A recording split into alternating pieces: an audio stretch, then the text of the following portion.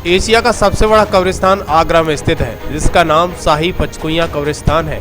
इस सबसे बड़े कब्रिस्तान में मुर्दों को दफनाने के लिए जगह कम पड़ गई है। कारण यह है कि लोग अपने परिजनों की कब्रें पत्थर और लोहे के रोशनदान लगाकर पक्का कर रहे हैं, जिसके बाद कब्रिस्तान में कब्र के साथ ही अन्य जगहों को कब्जा कर लिया जाता है। दरअसल हम आपको बताते हैं कि पिछले दिनों आगरा में ईसाई समाज के द्वारा एक बड़ा फैसला लिया गया था, जिससे ईसाई समाज के कब्रिस्तान में कब्रों को लीज पर देने की बात कही गई थी।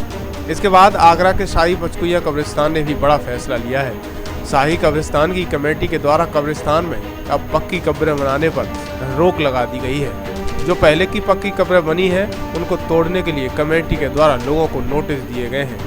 कमेटी के सचिव का कहना है कि कब्रिस्तान में लोग कब्रों को दफनाने के साथ ही जगह पर कब्जा कर रहे हैं, जिससे कि भविष्य में परिवार के किसी भी सदस्य का निधन होता है तो उस जगह पर उसको दफनाया जा सके। लेकिन अब ऐसा नहीं होगा। हमने नियमावली बनाकर जिला अधिकारी को भेज दी है। अब ये पचकुइयां कब्रिस्तान में पक्की कब्रें और एडवांस प्लॉट पर रोक लगा दी गई है। कब्रिस्तान में देखा जा रहा था कि लोग अपने परिजनों की कब्रों के बराबर में खाली जगह पर कब्रें खुदवा देते हैं और उसमें गेहूं भरवा देते हैं, जिससे कि अन्य कोई व्यक्ति इस जगह कब्र न बना सके और भविष्य में उस परिवार के किसी भी व्यक्ति का निधन होता है तब कब्र में गेहूं को निकालकर मृत व्यक्ति को दफनाया जाता है। जिन लोगों ने पक्की कब्र बनाई है उनको नोटिस दे दिए गए हैं। वहीं अगर उसके बाद भी पक्की कब्रों को नहीं तोड़ा गया तो कानूनी कार्रवाई होगी। जी, मैं शाही पचकुइयां कब्रिस्तान कमेटी का सेक्रेटरी हूँ। पचकुइयां कमेटी का एक बड़ा फैसला लिया गया है, पक्की कब्रें नहीं बनेंगी। क्या है वो फैसला, क्या है सारी जानकारी? देखिए, फैसला तो हमारे पुराने ही है। ये जब हमारी कमेटी बनी थी तभी हमने अपने प्रस्ताव पास कर लिए थे कि हमको इन विषयों पर काम करना है। तो बाउंड्री वॉल कब्रिस्तान की थी नहीं। तत्कालीन सरकार में एक्स एमएलए हमारे जुल्फ़िकार अहमद भुट्टो साहब ने प्रयास करके उस बाउंड्री को करवाया और जितनी जगहें विवादित थी उनको सबको सारे मामलातों को निपटा के हुए इन कामों को अंजाम दिया। अब उसके बाद में जहाँ जहाँ बारिश के मौसम में बाउंड्रियाँ गिर जाती हैं वही इसके अंदर पैसा लगाते भी हैं और मैनेजमेंट के साथ खड़े रहते हैं कि कहीं ना कहीं किसी को कोई दिक्कत होती है तो उसके साथ भी कंधे से कंधा मिला के खड़े रहते हैं। पक्की कब्रें जो पहले से बनी हुई हैं उनके लिए भी कोई बड़ा फैसला लिया गया है या जो अब बनेंगी वो पक्की नहीं बनने दी जाएंगी? देखिए, अब जो बनेंगी पहली बात तो पक्की बनने ही नहीं दी जाएंगी।